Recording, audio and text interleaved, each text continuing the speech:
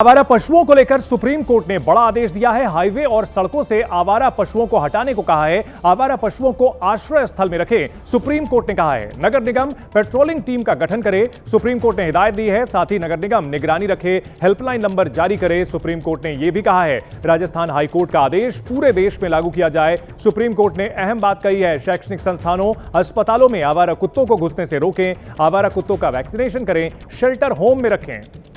तो आवारा कुत्तों की समस्या जो कि लगातार बढ़ती चली जा रही है, एक के बाद एक ऐसी तस्वीरें सामने आती हैं जिसमें आवारा कुत्ते सोसाइटीज में और सार्वजनिक स्थलों पर लोगों पर हमला करते हैं। इन सब के बीच सुप्रीम कोर्ट का यह बड़ा आदेश है, आवारा कुत्तों को शेल्टर होम में रखा जाए। सुप्रीम कोर्ट ने बड़ा आदेश दिया है, हेल्पलाइन नंबर जारी करने के निर्देश नगर निगमों को दिए हैं, पेट्रोलिंग टीम का गठन किया जाए नगर निगम की ओर से। तो कहीं ना कहीं आवारा पशुओं के मामले में सुप्रीम कोर्ट का यह अहम आदेश नगर निगम की जवाबदेही तय करता है। आवारा पशुओं को आश्रय स्थल में रखने की जिम्मेदारी जो संबंधित नगर निगम है उनकी होगी, और सार्वजनिक स्थलों से बाड़ लगाकर कुत्तों को ना घुसने दें, यह भी निर्देश सुप्रीम कोर्ट ने दिया है। आवारा कुत्तों का वैक्सीनेशन कर उन्हें शेल्टर होम में रखा जाए। हाईवे और सड़कों से आवारा पशुओं को हटाएं, सुप्रीम कोर्ट ने यह निर्देश दिए हैं। तो कहीं ना कहीं नगर निगमों के लिए एक बड़ा यह दिशा निर्देश है, उनकी जिम्मेदारी तय की गई है कि आवारा पशुओं को हटाएंगे वे और उचित जगह पर रखेंगे, शेल्टर होम्स में रखे जाएंगे, चाहे मोहल्ले हो, सोसाइटीज हो या फिर हाईवेज हो। अब यह जिम्मेदारी नगर निगम की होगी। राजस्थान हाईकोर्ट का आदेश पूरे देश में लागू करें, यह सुप्रीम कोर्ट ने कहा है। शैक्षणिक संस्थानों, अस्पतालों से कुत्तों को हटाया जाए, आवारा कुत्तों का वैक्सीनेशन करके उन्हें शेल्टर होम में रखा जाए। आवारा कुत्तों को लेकर के एक बड़ी समस्या बनती जा रही है। इन सब में जगह जगह टकराव की घटनाएं भी देखने को मिलती है। डॉग लवर्स अक्सर ऐसे किसी भी कदम का विरोध करते हैं, और ऐसे में नगर निगम पेट्रोलिंग टीम का गठन करे, यानी जगह जगह जाकर के ये पेट्रोलिंग टीम चेक करेगी और आवारा कुत्तों को हटाएगी, वैक्सीनेशन करके उन्हें शेल्टर होम में रखा जाएगा। और एबीपी न्यूज संवाददाता निपुण सहगल इस बड़ी खबर पर हमारे साथ जुड़ गए हैं। निपुण, एक बार फिर से सुप्रीम कोर्ट की ओर से जो ये आदेश दिया गया है, इसमें काफी क्लैरिटी के साथ नगर निगम के ऊपर जिम्मेदारी तय की गई है। बिल्कुल, नगर निगम या जहां पर भी जो भी संस्था वहां पर नगर निकाय का काम करती है या ग्राम पंचायत है, जो भी संस्था इस काम को करती है, वहां पे म्युनिसिपल काम को करती है, उसकी प्राथमिक जिम्मेदारी तय की गई है कि वो ऐसी जगहों को आइडेंटिफाई करें जो शैक्षणिक संस्थान है, बस डिपो है, रेलवे स्टेशन, जो भी ऐसे क्षेत्र हैं जो उसके तहत आते हैं, वहां पर जो आवारा कुत्ते रह रहे हैं उन्हें हटाया जाना है और नए कुत्तों को प्रवेश नहीं करने देना है, ये सुप्रीम कोर्ट ने कहा है। और इसके अलावा सड़कों पर आवारा पशुओं को लेकर भी एक अहम आदेश सुप्रीम कोर्ट ने दिया है। जी निपुण, इन सब के मामले में कंप्लायंस सुनिश्चित करने के लिए अगर नगर निगम की ओर से ये कदम जो किए गए हैं ये नाकाफी रहते हैं, तो इसकी निगरानी करने की क्या व्यवस्था होगी? क्योंकि कहीं ना कहीं जो निर्देश हैं, जो नियम हैं, वो तो पहले से भी हैं, लेकिन उनका अनुपालन हो नहीं पाता। देखिए, सबसे पहले तो सुप्रीम कोर्ट ने ये कहा है कि जो संस्थान उनको अपने यहाँ नोडल ऑफिसर नियुक्त करना चाहिए, चाहे शैक्षणिक संस्थान है या रेलवे स्टेशन है या बस डिपो है या हॉस्पिटल है, जो सबसे पहले प्राथमिक जिम्मेदारी उनकी है और वो नगर निगम को सूचित करेंगे। लेकिन नगर निगम या जिले का जो प्रशासन है वो भी उसका भी काम है कि वो 2 सप्ताह के भीतर आइडेंटिफाई करे ऐसी जगहों को और उसका पालन सुनिश्चित करे कि 8 सप्ताह में इस आदेश का पालन हो जाए। तो हर जगह नोडल ऑफिसर की नियुक्ति होगी जो इसकी निगरानी रखेंगे और सुप्रीम कोर्ट को 8 सप्ताह के बाद कंप्लायंस रिपोर्ट दिया जाएगा। अगर ऐसा पाया जाएगा कि बहुत ज्यादा कमी है और आदेशों का पालन नहीं हुआ, तो सुप्रीम कोर्ट उसके मुताबिक आगे कदम उठा सकता है। जी निपुण, इससे पहले भी जो आदेश दिए गए थे उसके बाद काफी सारे जो है इसमें याचिकाएं दायर की गई थी डॉग लवर्स की ओर से, और इसको लेकर के काफी इफ्स एंड बट्स थे, यानी इसमें जो है फैसला मुकम्मल नहीं माना गया था, तो उसके बाद फिर बदलाव किया गया था। क्या अब यह माना जाए कि यह बेहद संतुलित फैसला है और इसके बाद जो आवारा पशुओं की समस्या है, सिर्फ कुत्तों की नहीं बल्कि आवारा पशुओं की जो कुल मिलाकर की समस्या है, इसको हल करने की दिशा में सकारात्मक कदम उठाए जाएंगे? बिल्कुल, देखिए, जो पहला आदेश आया था सुप्रीम कोर्ट का वो अलग बेंच का था और उसे बहुत एक्सट्रीम माना गया था। वहां ये कहा गया था कि दिल्ली एनसीआर से सारे आवारा कुत्तों को पकड़ के उनको शेल्टर होम में डाल दिया जाए और उनको वापस किसी भी हाल में ना आने दिया जाए उनके क्षेत्र में। बाद में सुप्रीम कोर्ट ने इसमें संशोधन किया, इसे पूरे देश के लिए लागू किया, लेकिन कहा कि जो कुत्ता जहां रहता है उसको वहीं रहने दिया जाए, उसको स्टेरलाइज और वैक्सीनेट करने के बाद वहां छोड़ दिया जाए। लेकिन अब सुप्रीम कोर्ट एक कदम आगे बढ़ गया है। ये बात थी सड़कों पे या आवासीय इलाकों में जो रेसिडेंशियल एरिया वहां रहने वाले कुत्तों के लिए थी, लेकिन जो संस्था निश्चित तौर पर देखना है कि सुप्रीम कोर्ट के इस निर्देश के बाद क्या आवारा पशुओं की समस्या हल हो पाती है। बहुत शुक्रिया पूरी जानकारी के लिए। बढ़ते हैं अगली खबर की ओर। यूपी के कुशीनगर में एक ऐसा चोर पकड़ा गया जिसे पकड़ने गई पुलिस टीम ने जब उससे सवाल पूछा तो उसका जवाब सुनकर पुलिस टीम भी हंसने लगी। दरअसल चोर से जब पुलिस ने सवाल किया कि रात के 12:30 बजे वो लोगों के घरों के पास क्या कर रहा था तो उसने कहा कि वो सत्य की खोज में निकला था। हालांकि पुलिस ने जब थोड़ी कड़ाई की तो चोर तुरंत रास्ते पर आ गया और उसने मान लिया कि वो चोरी करने के इरादे से ही निकला था। पुलिस ने गश्त के दौरान बिशुनपुरा इलाके से एक युवक को पकड़ा। पुलिस ने युवक से सवाल किया तो वो कहने लगा कि वो सत्य की खोज में निकला है। जवाब सुनते ही पुलिस वाले भी हंसने लगे थे। तो देखिए, रात को 12:30 बजे ये महानुभाव गांव में सत्य की खोज के लिए निकले थे।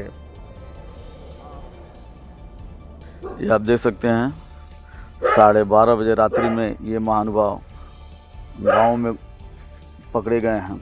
क्या नाम है आपका? धीरज जायसवाल। धीरज जायसवाल जी। पिताजी का क्या नाम है? रामनरेश जायसवाल। अच्छा, कहाँ घर है? दुधई। दुधई घर है। तो यहाँ क्या कर रहे थे? वो आए थे हम सत्य की खोज में। सत्य की खोज में आए। ये बेचारे देखिए सत्य की खोज में निकले थे, लोगों के घरों के पीछे घूमते हुए पकड़े गए हैं। घरों के पीछे नहीं घूम रहे। हाँ हाँ, सत्य की खोज में। तो सत्य घर की खोज नहीं सत्य आप वो घर का नाम ले रहे थे। हाँ, तो चोरियां चाहे सत्य की खोज तो सड़क पे थोड़ा मिलता है। चोरी कर लीजिए, हमको चोरी कर लीजिए। पकड़ लिए गए तो सत्य की खोज में निकले वो। पंजाब के नंगल से चौंकाने वाली तस्वीर सामने आई है, जहां चोर ने भगवान के घर को भी नहीं छोड़ा, मंदिर से दान पात्र ही उठा ले गया। चोरी की पूरी ये वारदात वहां लगे सीसीटीवी में कैद हो गई है। चोरी की यह तस्वीर नांगल के प्रसिद्ध और लाखों लोगों की आस्था का केंद्र वरुण देव मंदिर की है।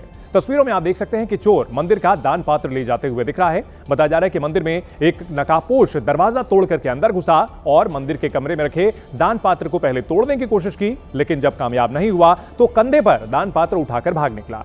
यह पूरी वारदात मंदिर में लगे सीसीटीवी कैमरों में कैद हुई है। तस्वीरों में चोर मंदिर का दान पात्र ले जाता हुआ नजर आया और पुलिस इसी सीसीटीवी फुटेज के आधार पर अब चोर की तलाश में जुटी है। बड़ी खबर आ रही है, दिल्ली एयरपोर्ट पर विमानों के संचालन में दिक्कत आई है। एटीसी में तकनीकी गड़बड़ियों के कारण उड़ानों पर असर पड़ा है। आधे घंटे तक विमानों को उड़ान भरने में देरी हुई है। तकनीकी गड़बड़ी के चलते करीब 200 उड़ानें प्रभावित हुई हैं। 2 दिन में दूसरी बार तकनीकी खराबी आई है, यह बड़ी खबर आ रही है। विमानों को आधे घंटे तक उड़ान भरने में दिक्कत हुई है। एटीसी में तकनीकी दिक्कत की वजह से यह समस्या आई है। दिल्ली एयरपोर्ट पर यह जानकारी सुबह आई कि एटीसी में टेक्निकल ग्लिच हो जाने की वजह से कई उड़ानें देरी से रवाना हुई। कई यात्री जो हैं वो रनवे पर कई घंटे इंतजार करते रहे। हालांकि अब ये बताया जा रहा है कि अभी जो एयरपोर्ट पर स्थिति है वो सामान्य बनी हुई है। अगर हम आपको डिस्प्ले बोर्ड दिखाएं तो सीधे तौर पर अगर आप देख सकते हैं तो उसमें सीधे तौर पर यह बताया जा रहा है कि अब जो फ्लाइट्स हैं वो ऑन टाइम हैं, उनमें किसी भी प्रकार की देरी नहीं है। आप देख सकते हैं तस्वीरों में तमाम जो फ्लाइट्स हैं आने वाली, वो तमाम जो फ्लाइट्स हैं वो ऑन टाइम हैं। हालांकि दिल्ली एयरपोर्ट के सूत्रों की माने तो उनकी तरफ से ये जानकारी दी गई थी कि सुबह इस मामले में जो एटीसी है उसमें कुछ टेक्निकल ग्लिच आई थी, जिसकी वजह से कुछ जो उड़ानें हैं वो देरी से रवाना हुई। कुछ यात्रियों को परेशानियों का सामना करना पड़ा। लेकिन फिलहाल इस समय हम दिल्ली एयरपोर्ट पर ही मौजूद हैं। लेकिन अगर आपको तस्वीरों में दिखाएं तो आप देख सकते हैं तमाम जो गेट पर स्थिति है वो सामान्य है। लोगों के आने जाने की स्थिति सामान्य बनी हुई है। वहीं कुछ सूत्रों के मुताबिक लोगों का कहना भी है कि अभी फिलहाल जो स्थिति है वो ठीक है। उन्हें किसी भी तरीके से जो फ्लाइट्स की देरी की सूचना है वो नहीं मिली है। यानी कि सुबह जो जानकारी मिली थी उस जानकारी के मुताबिक अब स्थिति सामान्य है। लेकिन दिल्ली एयरपोर्ट पर जो टेक्निकल एरर है वो इस हफ्ते में दूसरी बार है। बड़ी खबर आ रही है, वंदे मातरम की 150वीं वर्षगांठ पर मल्लिकार्जुन खड़गे का पोस्ट। यह सर्वविदित है कि आरएसएस ने अंग्रेजों का साथ दिया। मल्लिकार्जुन खड़गे ने राष्ट्रीय आंदोलन में भारतीयों के विरुद्ध अंग्रेजों के साथ संघ के होने का आरोप लगाया। आरएसएस ने 52 वर्षों तक राष्ट्रीय ध्वज नहीं फहराया। मल्लिकार्जुन खड़गे ने आगे लिखा है, संघ ने भारत के संविधान का दुरुपयोग किया। मल्लिकार्जुन खड़गे और उनके बेटे प्रियांक खड़गे जो लगातार संघ के खिलाफ मोर्चा खोले हुए हैं और वंदे मातरम की 150वीं जयंती को लेकर आज उन्होंने संघ पर एक बार फिर से हमला बोला है और मल्लिकार्जुन खड़गे ने आरोप लगाया कि कभी भी संघ ने अपने शाखाओं में वंदे मातरम नहीं गाया। बिहार के गोपालगंज में आरजेडी को वोट नहीं देने पर दलित परिवार के साथ मारपीट का मामला सामने आया। आरोप है कि दलित परिवार के सदस्य वोटिंग के बाद जब घर वापस लौट रहे थे तभी रास्ते में कुछ लोगों ने उन्हें रोक लिया और बीजेपी को वोट देने का आरोप लगाकर इनकी पिटाई कर डाली। मामला बैकुंठपुर इलाके से सामने आया, जहां पर बुचिया गांव में एक दलित परिवार ने आरोप लगाया कि आरजेडी को वोट नहीं देने पर उनके साथ मारपीट की गई। परिवार के 3 सदस्य इस मारपीट में जख्मी हुए हैं, जिन्हें अस्पताल में भर्ती कराया गया। इस हमले का आरोप अखिलेश यादव और विशाल यादव नाम के लोगों पर लगा है। इसके साथ साथ उनके साथियों का नाम भी इन लोगों ने आरोप लगाने में शामिल किया है और ये लोग सभी एक ही गांव के रहने वाले हैं। पीड़ित परिवार इस हमले के बाद सदमे में है। 2 पक्षों में मारपीट की घटना की सूचना प्राप्त हुई है, जिसमें कुछ लोग जख्मी हुए हैं। इस संबंध में आवेदन प्राप्त होने पर अग्रिम कार्रवाई की जाएगी। उधर बिहार की मनेर विधानसभा सीट से आरजेडी के प्रत्याशी भाई वीरेंद्र की मुश्किलें बढ़ सकती हैं। उनके ऊपर पुलिस अधिकारी से बदसलूकी मामले में एफआईआर दर्ज की गई है। पहले चरण की वोटिंग के दौरान गुरुवार को महिनावा स्थित पोलिंग बूथ पर एक बुजुर्ग महिला की मदद कर रहे पुलिस अधिकारी को भाई वीरेंद्र ने धमकी दी थी और जाति सूचक शब्दों का प्रयोग किया था। चुनाव आयोग ने इस मामले को आचार संहिता के उल्लंघन का गंभीर मामला माना है। आरजेडी प्रत्याशी भाई वीरेंद्र के खिलाफ पुलिस पदाधिकारी से दुर्व्यवहार और धमकी देने के आरोप में केस दर्ज हुआ है। मामले की जांच कर रही है पुलिस। राजस्थान के पाली में सरकारी गोदाम में आग की वजह से अफरा तफरी मच गई। आग खाद और बीज के सरकारी गोदाम में लगी थी, जिसने देखते ही देखते रौद्र रूप अख्तियार कर लिया। इससे मौके पर हड़कंप मच गया। हादसा सुमेरपुर के अणगोर औद्योगिक इलाके में सामने आया। खाद और बीज का गोदाम होने की वजह से आग तेजी से भड़की। हालांकि आग की जानकारी फौरन ही फायर ब्रिगेड को दी गई, जिसके बाद फायर ब्रिगेड की कई गाड़ियां यहां पहुंच गई। कड़ी मशक्कत के बाद फायर ब्रिगेड ने आग पर काबू पाया। शॉर्ट सर्किट से आग लगने की आशंका जताई जा रही है।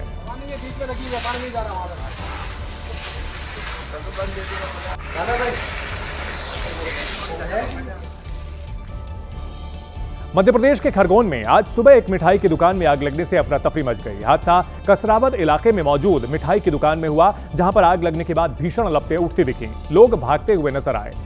तस्वीरों में देख सकते हैं कैसे आग लगने के बाद मिठाई की दुकान आग की भीषण लपटों में घिरी हुई नजर आ रही है। पूरे इलाके में धुएं का गुबार छा गया है। आग की लपटों ने पूरी दुकान को अपनी चपेट में ले लिया है। भीषण अग्निकांड में दुकान धू धू करके जलती हुई नजर आ रही है। शॉर्ट सर्किट से आग लगने की आशंका जताई जा रही है। आग बुझाने की कोशिश की जा रही थी, लेकिन जब तक आग पर कंट्रोल पाया जाता तब तक आग ने दुकान को पूरी तरह से जलाकर राख कर दिया। लाखों का नुकसान हुआ है, ये बात निकलकर सामने आ रही है।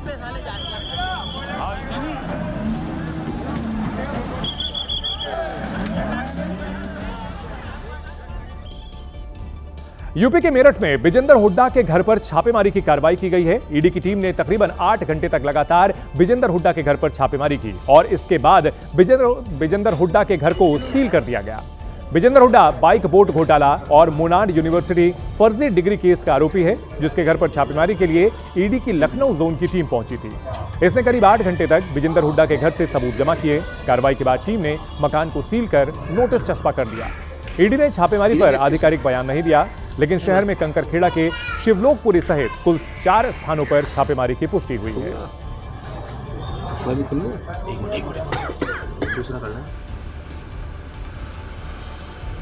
ईडी की टीम ने लगभग 8 घंटे की छापेमारी की है विजेंदर हुड्डा के ठिकानों पर। यूपी के फर्रुखाबाद में उस वक्त अफरा तफरी मच गई जब एक बोलेरो गाड़ी बेकाबू होकर हाईवे किनारे मौजूद दीवार से टकरा गई। हादसे के बाद मौके पर मौजूद लोग सहम गए। इससे पहले बोलेरो के ड्राइवर ने बाइक सवारों और एक साइकिल सवार को टक्कर मारी, जिसमें आधा दर्जन से ज्यादा लोग घायल हो गए। यह हादसा कादरी गेट इलाके से गुजर रहे इटावा बरेली हाईवे पर हुआ। तस्वीरों में आप खुद देख सकते हैं कैसे हाईवे किनारे नाले पर बनी दीवार से टकराने के बाद बोलेरो बुरी तरह से क्षतिग्रस्त हो गई। इस हादसे में साइकिल सवार और बोलेरो में सवार एक महिला की हालत गंभीर बनी है, जिनका बाकी के घायलों के साथ इलाज जारी है।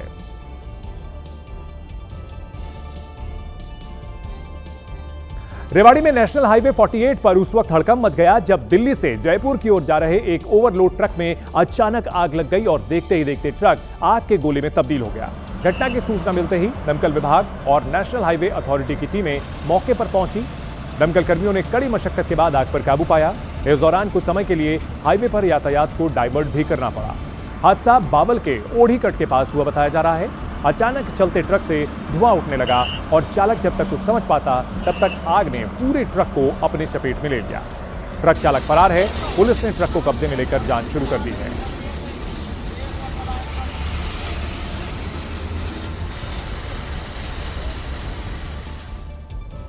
हिमाचल प्रदेश के बैजनाथ इलाके में उस वक्त अफरा तफरी मच गई जब आईटीआई के पास 2 बसें अचानक जलने लगी। देखते ही देखते दोनों बसें धू धू कर जलने लगी। घटना रात करीब 1 बजे की है। बसों में आग की खबर से इलाके में हड़कंप मच गया। कड़ी मशक्कत के बाद दमकल कर्मियों ने आग पर काबू पाया। बताया जा रहा है कि बैजनाथ में आगजनी की यह दूसरी घटना है। कुछ दिन पहले ही एक कार इसी तरह जल गई थी। बसों में आग कैसे लगी, पुलिस इसका पता लगाने में जुटी है।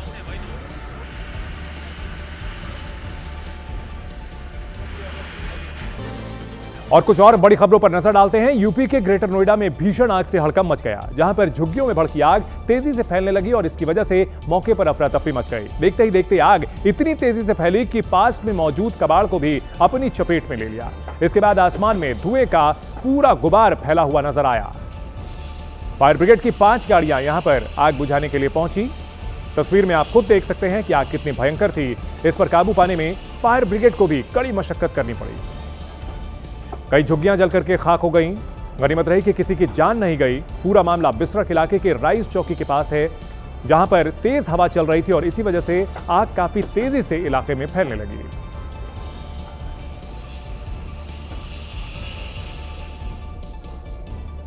यूपी के अमरोहा में कॉटन से लदे ट्रक में भीषण आग भड़क उठी, जिससे अफरा तफरी का माहौल बन गया। आग इतनी तेजी से भड़की कि इसने देखते ही देखते ट्रक को आग के गोले में तब्दील कर दिया। इसे देखने वाले लोग खौफजदा हो गए। ट्रक में लदे कॉटन की वजह से आग काफी तेजी से फैली। ड्राइवर ने वक्त पर ट्रक से कूदकर किसी तरह अपनी जान बचाई और उसके बाद कैसे देखिए ट्रक धू धू करके स्वाहा हो गया। स्थानीय लोगों ने ट्रक में आग लगने की जानकारी फायर ब्रिगेड को दी। मौके पर पहुंची फायर ब्रिगेड की टीम ने आग पर काबू पाया। हसनपुर इलाके के संभल बाईपास पर यह हादसा हुआ है।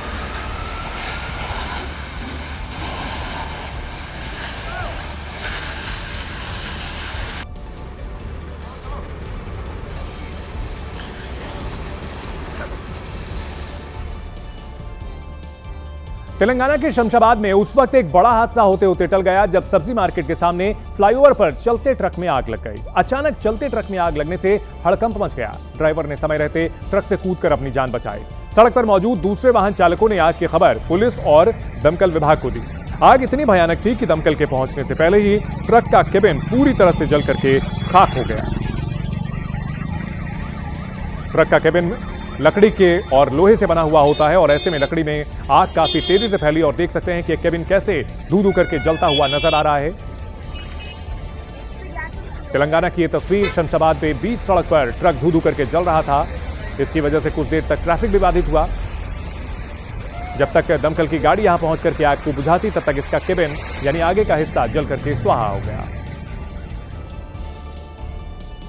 राजधानी दिल्ली के टिकरी कलां के पीवीसी मार्केट में भीषण आग लग गई। ये आग पहले एक फैक्ट्री में लगी जिसने बाद में एक बड़े इलाके को अपनी चपेट में ले लिया। आग की लपटें इतनी भयानक कि सब कुछ स्वाहा हो जाए। बताया जा रहा है कि आग पहले एक फैक्ट्री में लगी थी और धीरे धीरे इसने एक बड़े इलाके को अपनी चपेट में ले लिया। रात 10 बजे के आसपास दमकल विभाग को आग लगने की सूचना मिली और मौके पर करीब 1 दर्जन गाड़ियों को भेजा गया। आग इतनी भीषण थी कि उसे काबू करने में दमकल विभाग के पसीने छूट गए। आग लगने से किसी तरह की जनहानि की बात तो सामने नहीं आ रही है, लेकिन लाखों का माल जरूर जलकर स्वाहा हो गया। यूपी के बुलंदशहर में तेज रफ्तार का कहर देखने को मिला, जहां पर एक तेज रफ्तार गाड़ी डिवाइडर से टकरा गई और डिवाइडर पर जाकर अटक गई। इस हादसे में कार बुरी तरह से क्षतिग्रस्त हुई है। बताया जा रहा है कि रिफ्लेक्टर और इंडिकेटर नहीं होने की वजह से यह हादसा हुआ है। तस्वीर में आप देख सकते हैं कि कैसे कार डिवाइडर पर चढ़ी हुई नजर आ रही है। तेज रफ्तार होने की वजह से कार बुरी तरह से टूट फूट गई। गनीमत रही कि हादसे में कार ड्राइवर को मामूली चोटें आई हैं। हादसा कोतवाली इलाके के डिप्टीगंज में हुआ। लोगों का आरोप है कि रिफ्लेक्टर ना होने की वजह से रात में यह डिवाइडर नहीं दिखता और इसी वजह से यहां पर हादसे आम हो चुके हैं।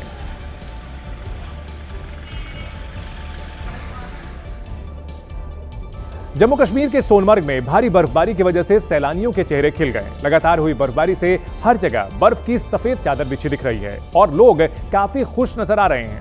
गांदरबल जिले में सोनमर्ग पर्यटकों की सबसे पसंदीदा जगहों में एक है।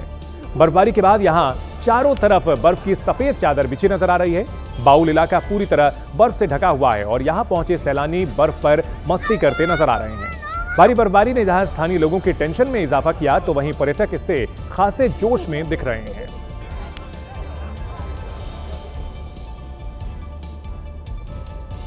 और बर्फबारी की कुछ ऐसी तस्वीरें गुलमर्ग से भी नजर आई हैं। यहां भारी बर्फबारी से पर्यटकों के चेहरे काफी खिले हुए नजर आए। भारी बर्फबारी से पूरी फिजा ही सफेद रंग में सराबोर हो गई। बर्फबारी की वजह से पूरा इलाका सफेद बर्फ की चादर में लिपटा दिख रहा था और सैलानी यहां पर स्कीइंग का भी लुत्फ उठाते नजर आ रहे हैं।